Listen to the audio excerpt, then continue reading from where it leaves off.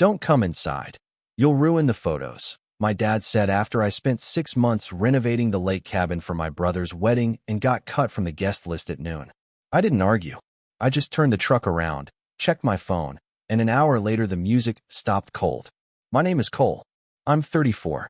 I'm a licensed general contractor, which means I build things for money and apparently also for my family, who have spent 15 years treating my skills like a subscription service they never signed up for, but also never cancel.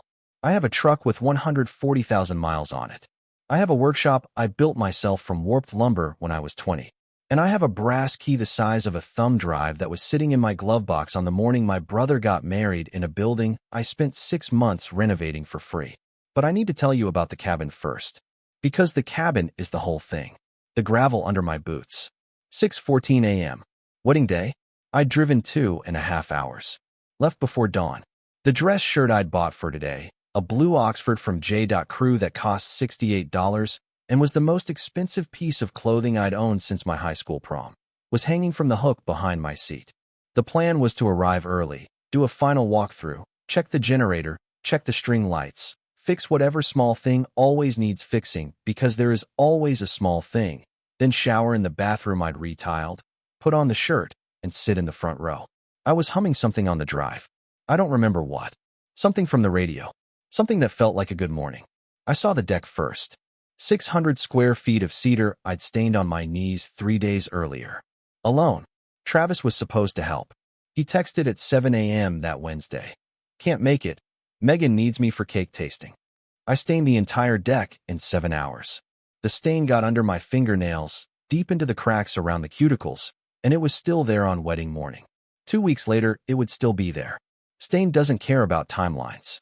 The dock was next. I could see it from the driveway, stretching into the lake like a sentence that ends with a period. I'd rebuilt that dock from the pilings up. 16 pilings. Pressure-treated lumber. Stainless steel hardware because freshwater corrodes zinc fasteners within 3 seasons, and I knew this because Pop taught me that when I was 11, standing in waist-deep lake water, holding a bolt while he tightened the nut, and explained that the things you can't see are the things that matter most. Pop is my grandfather. He's been dead for 15 years. This was his cabin. Pop taught me to build the way some grandfathers teach fishing. He put a hammer in my hand at 8 years old and said, "Measure twice. Cut once. And if you mess up, don't hide it. Fix it." Every weekend from age 8 to age 15, I was at this cabin with Pop. He taught me to read wood grain, level a deck, wire a switch, frame a wall. Every skill I used on this renovation came from this cabin, from this man, from weekends that smelled like sawdust and lake water, and the coffee he brewed in a percolator that took 20 minutes and tasted like it had been filtered through history. The renovation wasn't a favor. It was a homecoming. I was rebuilding the place where someone first told me I was good at something. But Pop also had another grandson, Travis. And Travis was getting married today. And Travis had asked me to renovate the cabin for the wedding. And I'd said yes, because I'm a contractor who can't say no to family, which is a character flaw my therapist has a name for, but I keep forgetting what it is. Let me walk you through the renovation because you need to understand the scale of what I built before you understand the scale of what they did. The cabin was a wreck when I started. January. Snow on the ground. The deck was rotted through in 6 places, soft enough to push a screwdriver through without effort. The dock had 3 broken pilings and a lean that made it look like it was trying to leave. The kitchen hadn't been updated since 1991, and the countertops had a pattern on them that I think was supposed to be marble, but looked more like a disease. The bathroom tiles were cracked. The electrical panel was a 100-amp Federal Pacific, which if you know anything about electrical work, you know those panels are basically fire starters with a brand name. The whole place smelled like damp wood and the kind of sadness that accumulates in buildings nobody visits. I visited. Every weekend from January through June. 26 weekends. Saturdays and Sundays. Sometimes Fridays if I could leave work early. I brought my own tools, my own truck, my own generator for power tools before the new one was installed. I ate gas station sandwiches for lunch because the kitchen wasn't functional until April. I slept on an air mattress on the floor for the weekends that were too long to drive home. I ate gas station sandwiches for lunch because the kitchen wasn't functional until April. Turkey and Swiss on white bread from a Shell station that had a microwave nobody cleaned and a coffee machine that dispensed hope in liquid form, poorly. I slept on an air mattress on the floor for the weekends that ran too long to drive home. The air mattress had a slow leak I never fixed because fixing things for myself has always been the lowest priority on a list that's entirely composed of fixing things for other people. I'd wake up at 3 a.m. on the floor, the mattress flat beneath me, the cabin dark, the lake quiet outside, and I'd lie there on the cold floor of a building I was rebuilding for my brother's wedding and think, this is going to be beautiful when it's done. And it was. It was beautiful. They just didn't think I was beautiful enough to be in it. The nearest hardware store was 32 minutes away. I made 47 trips. I know because the truck has a trip counter and I'm the kind of person who resets it, which is either a personality trait or a symptom, depending on who you ask. Materials cost $17,800. Out of my pocket. I tracked every receipt in a spreadsheet because I'm a contractor and contractors track costs the way birds track magnetic north, automatically and without choosing to. The spreadsheet had 847 line items by the end. 847 purchases across 26 weekends across 6 months. Lumber from Martin's Building Supply for $1,200. Electrical from Greystone Electric Supply, $3,800. Plumbing fixtures and fittings, $2,100. Hardware, screws, bolts, brackets, hinges, the small things that hold big things together, $1,400. Stain, sealant, polyurethane, $890. The Generac generator, $14,000. Miscellaneous, which is the category where everything that doesn't fit anywhere else goes to live, including the $280 walnut slab, and the $34 in gas station sandwiches I'm counting because I was eating them on site, $1,410. Travis said he'd reimburse me after the honeymoon. He said it over the phone while I was standing in the plumbing aisle at Home Depot holding a $340 faucet I was buying for his wedding venue. He never put it in writing. I didn't ask him to because I trusted him the way you trust family, which is to say completely and incorrectly. The 15-year pattern. I need to be precise about this because the numbers are the story. I built my parents' back porch in 2009. Materials, for $1,200. Labor, 6 weekends. Payment, thanks, bud. I remodeled Travis's first apartment in 2014. Materials, $1,800. Labor, 2 weekends. Payment, a case of beer, the cheap kind, the kind that comes in a box and apologizes for itself. I fixed Megan's parents' garage door in 2019. A quick favor that took 3 days because the tracks were bent and the spring was a safety hazard that could have taken someone's hand off. Materials, $340. Labor, 22 hours. Payment, Megan said, thanks so much, in a text with an exclamation point that felt like it cost her significant effort. Total free labor over 15 years, calculated at my professional rate of $85 an hour, which is actually $15 below market for a licensed GC in our area, approximately $142,000. I've never sent an invoice. I've never been thanked with more than a text. I'm the family's contractor the way some families have a family doctor except the doctor gets paid, and I get a case of Busch Light and a thumbs up emoji. I want to tell you about Travis for a second because the rest of this story will make him sound like a villain, and the truth is more tangled than that. When I was 22 and got my contractor's license, Travis was 18 and about to leave for college. The night before he left, he came to my workshop, sat on an overturned bucket, didn't say anything for about 10 minutes. Then he said, I'm going to miss this place. He meant the workshop, the sawdust, the sound of the table saw, the smell of fresh-cut pine. He didn't build things, but he liked being around building. He liked the version of me that built things. That version was calm and focused and didn't need anything from anyone. I think he found that peaceful. He sat on that bucket until midnight, and then he hugged me, which Travis almost never does because physical affection in our family is treated like a foreign language nobody took in school. That's the brother who sat on a bucket in my workshop at 18. The brother who let his fiancée write handyman situation in an email is the same person. I hold those two versions of him the way I hold a board that's warped. You can see the good wood and the curve at the same time. Neither one is a lie. But Megan changed the architecture. She arrived 3 years ago, and Travis rearranged himself around her the way furniture rearranges around a new couch. She decided how the room looked. Travis decided to agree. She's not evil. She's a woman who believes aesthetics are a form of control, and she's right. They are. And she used that control to build a wedding that looked like a magazine and felt like an exclusion zone. She made the guest list a design decision, and I was the element that didn't match the palette. The workshop promise. Because it matters. When I was 16, my father Gerald said he'd help me build a workshop in the backyard. We bought the lumber together. Saturday morning. $1,200 from a supply yard outside of town. Gerald drove. I loaded. We stacked it in the driveway. He said we'd start the following weekend. The following weekend, he was watching football. The weekend after, something with the car.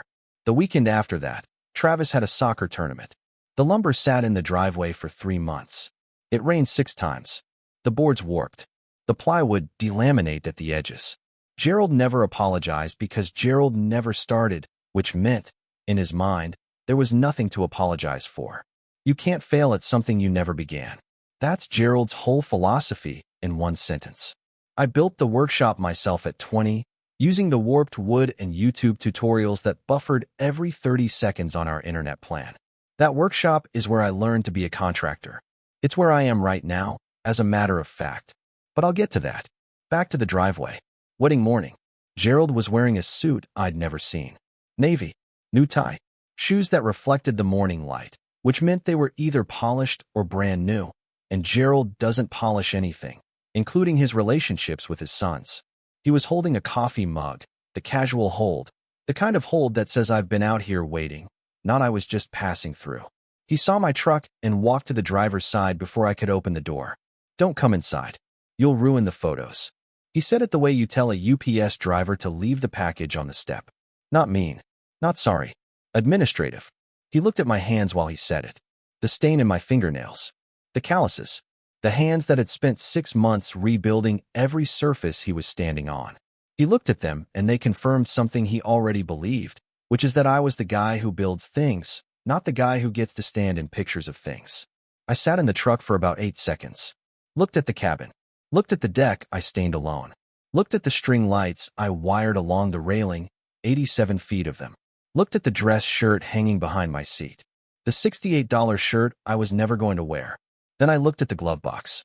I need to tell you about the generator because it's the spine of this whole thing, and without understanding the generator you'll think what I did was petty instead of structural.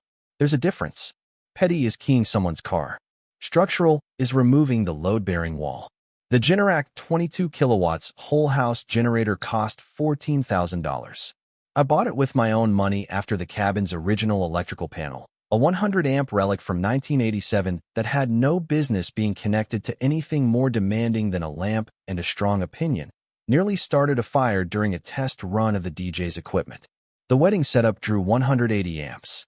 The old panel topped at 100. Without the generator, the wedding couldn't happen. Not at a lake cabin 30 miles from the nearest substation. I installed it myself. Wired the automatic transfer switch. Connected the 500-gallon propane tank. And I installed a keyed ignition as a safety feature because generators of this size can backfeed into the grid and kill a lineman if they're activated improperly. One key. Brass. I mentioned this to Travis during the install. He was sitting on the porch drinking a beer while I was on my back under the unit connecting the gas line, which is a posture that pretty much summarizes our entire relationship. He said, "You worry too much." I said, "I have the only key." He said, "Okay," and went back to his beer. There is no spare key. I told him this. He didn't listen. People don't listen to the handyman. They listen to the handyman's results. I opened the glove box. The key was there. I didn't take it out yet. I just looked at it. Then I put the truck in reverse. The gravel popped again. My father watched me back out. He was still holding the coffee mug. He didn't wave. Part of me wanted to get out of the truck and argue. Part of me wanted to show him the shirt, the $68 shirt, and say I came to celebrate, not to work. And a small part of me, the part one don't talk about, the part that lives under the sawdust and the calluses and the professional rate I've never charged my own family, wanted to walk inside anyway. Push past him. Sit down. Dare them to remove me from a building I wired, plumbed, stained, and rebuilt with my own hands over 26 weekends. But I didn't. Because that's not who I am. I'm the guy who builds things. I'm the guy who fixes things. And when there's nothing left to build or fix, I'm the guy who leaves quietly and lets the silence do the talking. The silence, in this case, had a key. 3 weeks before the wedding, I texted Travis. What time should I show up Saturday? Need to know for the drive.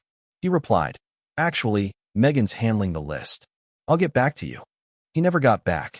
I drove 2.5 hours on the assumption that the man who built the venue was welcome inside it. I didn't think I needed a formal invitation to walk through a door I'd rehung myself with hinges I bought at Ace Hardware for $12. There was a rehearsal dinner the night before. 22 people. At a restaurant called Millstone, 15 minutes from the cabin. I wasn't told. Found out on wedding morning when I checked my mother's Facebook in the truck after leaving the driveway. Photos from the night before. Long table. Candles. Wine glasses. My brother. My parents. Megan's family. Groomsmen. 22 chairs, all occupied. No empty chair. No "where's Cole?" in the comments. They rehearsed the wedding without the man who built the wedding. 2 weeks before the wedding, Megan had sent a group email to the wedding party titled Photo Day Guidelines. Dress code. Color palette, something called Dusty Sage, which sounds like a candle scent, not a color. Approved footwear. At the bottom, a line I wasn't supposed to see. My mother forwarded it to a cousin and accidentally CC'd me. The line, please make sure the handyman situation is handled before guests arrive. I don't want tool marks in any of the wide shots. Handyman situation. 2 words. 14 letters. The entire summary of how my brother's fiancé sees me. Not Cole. Not Travis's brother. Not the licensed contractor who rebuilt the building she's getting married in. The handyman situation. Like a leaky pipe. Like a squeaky door. Something to be addressed before the guests see it. Something to handle. I read that email in my workshop at 10 p.m. on a Tuesday. I was eating a sandwich. I put the sandwich down. I never picked it back up. It's probably still on the workbench under a layer of sawdust. Somebody should check. I drove to a gas station 20 minutes from the cabin. Bought a coffee that tasted like it had been brewed during the previous century. Bought a granola bar that was mostly dust held together by corporate optimism. Sat in the parking lot. The key was in the glove box, 3 inches from my right knee. I didn't decide anything. I didn't plan revenge. I just sat with bad coffee and a stale granola bar and a key and the knowledge that the building where my brother was about to get married had a 1987 electrical panel trying to handle 180 amps without the generator I bought and installed and owned. I finished the coffee. Threw the cup in a trash can that was already overflowing, which felt appropriate. Drove 40 miles to a diner called Hal's. 40 miles in the wrong direction from the cabin, which means 40 miles closer to the version of me that was done being a service call. The drive took 52 minutes. I didn't turn the radio on. Just the sound of the truck and the road and occasionally a bug hitting the windshield, which is not a metaphor, but feels like one. Ordered a cheeseburger. Sat in a booth by the window. Put the key on the table next to the ketchup.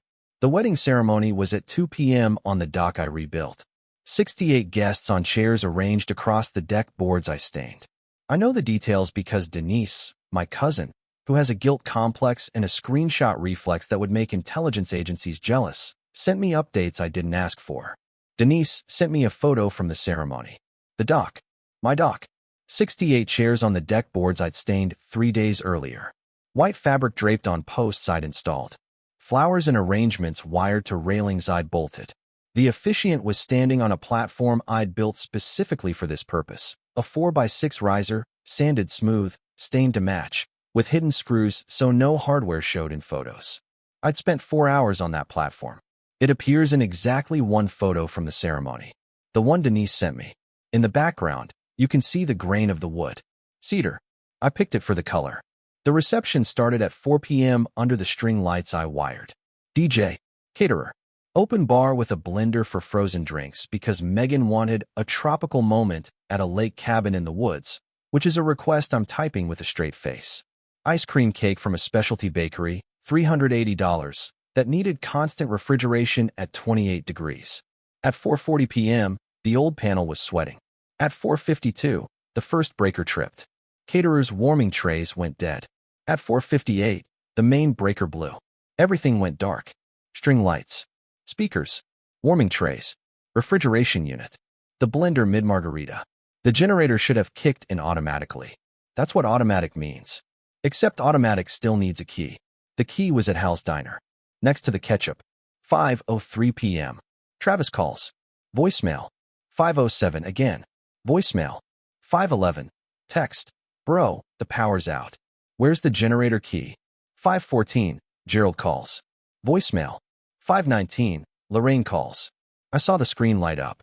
Put the phone face down on the table. Ordered a second burger. 5:23. Travis, this isn't funny. The cake is melting. 5:31. Gerald, get back here now. 5:38. Lorraine, sweetie, please call us back. 5:42. I finished the second burger. Left $30 including tip. The waitress, a woman named whose name tag had faded to the point of being decorative, watched me leave. She said, long day? I said, getting shorter. She didn't ask more, but had seen enough men eat 2 burgers in silence to know when someone was having a day. I drove home. Phone buzzed 11 more times. Didn't look once. The shirt was still hanging behind my seat. Tag still on. I got home at 8:30 p.m. Sat in my truck in the driveway for about 10 minutes listening to the engine tick as it cooled. The air smelled like cut grass. My neighbor was mowing his lawn at 8:30 on a Saturday because he's 74 and operates on a schedule that answers to nobody. And I respect that about him more than I've ever respected anything about my family's scheduling. I went inside, made a pot of coffee, didn't pour a cup, just listened to it drip. Read the texts from the drive. 11 of them. They started desperate and got angry. The arc of a family realizing that the handyman has a key and an opinion. I should have felt something. Satisfaction. Guilt. Something. I felt tired. The kind of tired that's not about sleep. The kind where your body is fine, but the part of you that's been carrying something for 15 years finally puts it down and discovers that the muscles have atrophied from the weight, and now you don't know what to do with your hands. I went to bed at 9:15. Slept better than I had in months. The reception collapsed in stages. Denise documented the whole thing. Denise documented it like a nature photographer watching an ecosystem fail. Music died mid-first dance. String lights went dark. Caterers' ovens shut down. The $380 ice cream cake began melting into a $380 puddle. Megan's uncle, the guy who knows electrical, touched the transfer switch and sat down for 20 minutes. Travis called a locksmith. 45 minutes away. Locksmith arrived, looked at the keyed ignition, said he couldn't bypass it without risking the transfer switch. Charged $175. Left. 68 guests sat in candlelight on a deck I built, eating appetizers that were cold because the warming trays were dead, drinking warm drinks because the ice machine was off, watching the bride and groom's first dance happen in silence because the speakers were packed in the DJ's van. The DJ, for the record, charged $2,200 and his contract had a force majeure clause that did not cover the contractor brother took the generator key, so he kept the full fee. The caterer lost $1,400 in food that couldn't be served. The ice cream cake was officially soup by 6:15 p.m. Denise sent me a photo. It looked like a crime scene if the victim was buttercream. The photographer, a woman who charged $3,800 for a full-day package, packed up at 7 p.m. because she couldn't shoot in the dark and the candles created unflattering shadows, which is a phrase I'd like to offer to Megan as a companion to doesn't photograph well. Different context. Same energy. Megan stood on the deck in her $4,200 dress and watched her reception die in the dark. She turned to Travis and said, loud enough for Denise to hear from 6 tables away, call him. Call your brother. Fix this. Call your brother. Fix this. Same energy as handyman situation. Same woman. Same verb. Not where is Cole. Not is he okay. Not maybe we should have let him inside. Fix this. Like I was tech support for a venue I built with my own money and my own time. The woman who wrote, I don't want tool marks in the wide shots, now needed the tool maker to come back and make the power work. She needed the handyman situation to become the handyman solution. I was at Hal's Diner eating a cheeseburger. The generator key was next to the ketchup. I was not available for service calls. After the wedding, Denise sent the real damage. Screenshots from a group chat I was never in. Created 3 months before the wedding. Megan, how do we handle Cole on the day? Lorraine, 11 minutes later. Just don't send him a formal invite. He'll assume he's coming because of the cabin. We'll figure it out morning of. Gerald, I'll talk to him. Travis, the next morning. Just make sure he's done with the stain before the weekend. They planned it 3 months in advance. While I was on my knees. While I was staining. While I was wiring. while I was spending $14,000 on a generator for a wedding I wasn't going to attend. They coordinated my exclusion while I was building their celebration. But the screenshot that went into my chest like a finishing nail was from Lorraine. 3 weeks before the wedding. I feel bad about this, but Megan is right. He doesn't photograph well, and it's her day. We can do a separate dinner after the honeymoon. He doesn't photograph well. My mother. The woman who drew smiley faces on my lunch bags and wrote, "Pop says you're the best builder he knows," in the corner.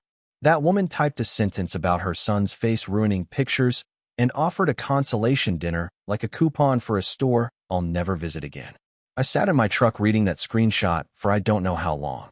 The parking lot of a grocery store. Engine off. Windows up. The phone screen was bright in the dark cab. Doesn't photograph well. My mother wrote that about me. The woman who held me when Pop died. The woman who packed my lunches with notes. The woman who once told me at a family dinner, in front of everyone, that I had good hands, like your grandfather. Those good hands spent 6 months building her son's wedding venue. Those good hands had stain under the fingernails that her other son's father-in-law-to-be might see in a wide shot. Those good hands were the problem.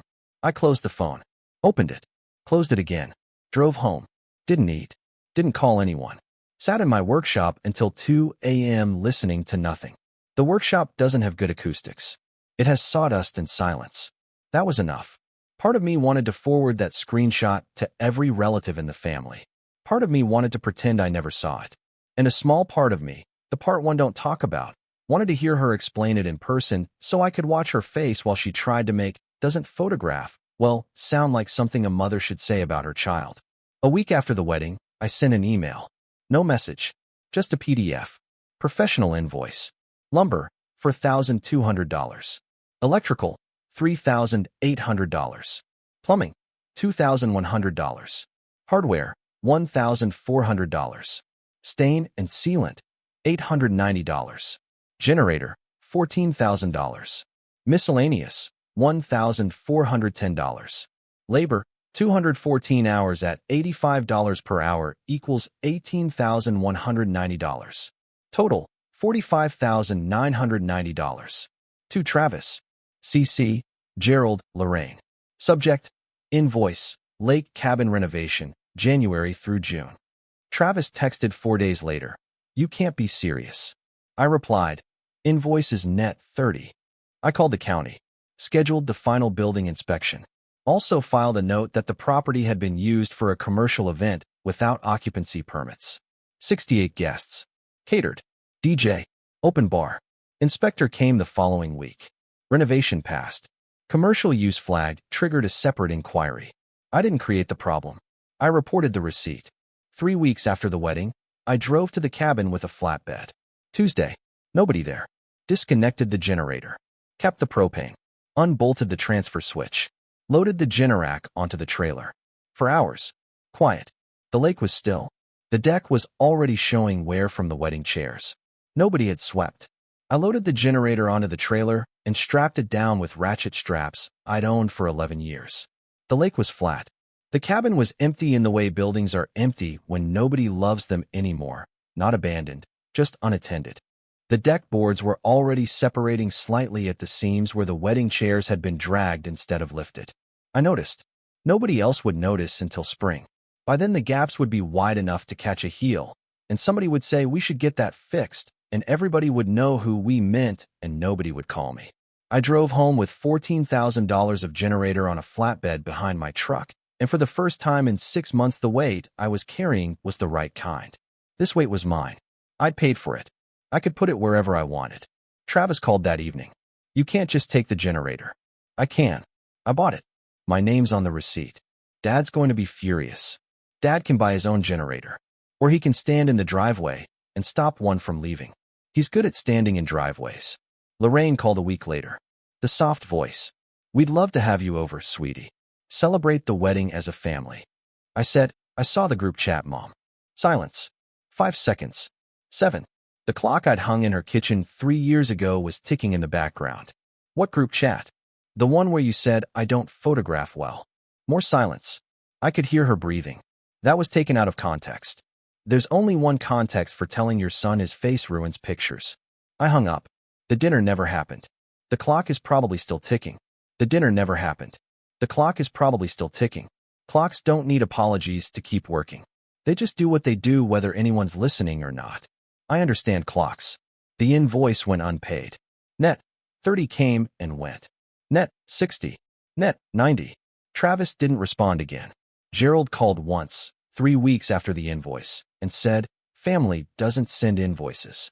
I said, "Family doesn't send guest lists that exclude the person who built the venue." He hung up. Lorraine didn't call about the invoice at all. She called about Thanksgiving. I didn't go. The county inquiry resulted in a warning letter. No fine, but the property was flagged for any future events exceeding 25 guests without a temporary use permit. Filing fee for the permit, $450 per event.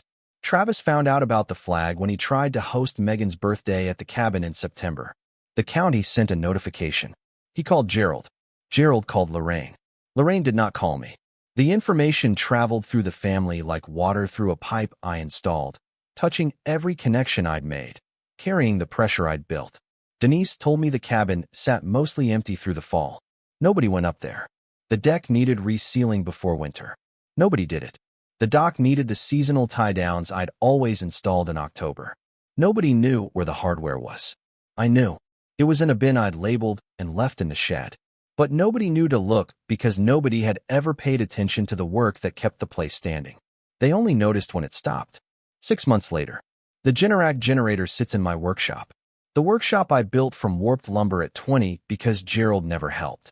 The generator powers my table saw, my lathe, my dust collector, my work lights.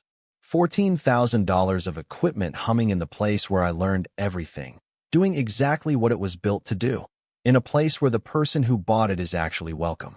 I hung the key on a nail above my workbench. Small brass key, size of a thumb drive. It hangs next to Pop's old hammer. The one with electrical tape wrapped around the handle because the wood split in 1996 and Pop fixed it instead of replacing it because Pop believed you fix what you have. The hammer he put in my hand when I was 8. The hammer that started everything. 2 objects on the same wall. One from the man who taught me to build. One from the day I learned what I'd been building for. I look at them sometimes. The hammer and the key. Everything in between is the story. Would you have left the key in the ignition? Or would you have taken it with you to the diner? Tell me in the comments. Subscribe for more.